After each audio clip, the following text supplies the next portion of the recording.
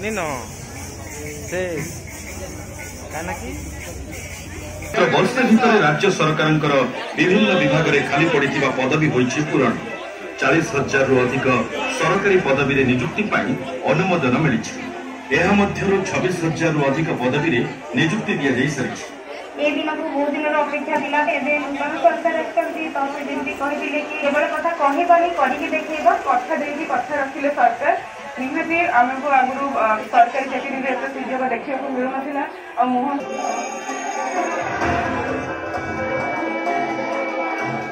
कमुछि drop out हार और शिक्षित होउछंती जनजाति समाजर आगामी भाष्य पाउछे मंत्री मान्यवर श्रीजुक्त संस्कृति को सम्मान सह आर्थिक विकास और सामाजिक न्याय एक नुआ जुग आरंभ करिसेंती मुख्यमंत्री श्री मोहन चरण माझी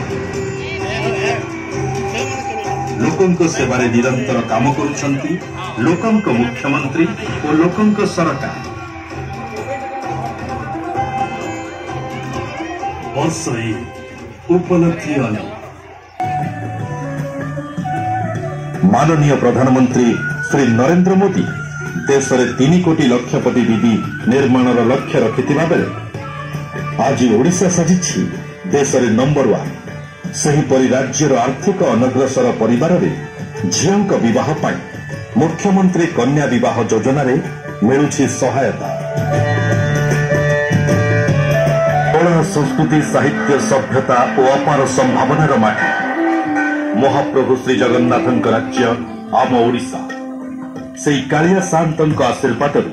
माननीय मुख्यमंत्री श्री मोहन चरण माझी सरकार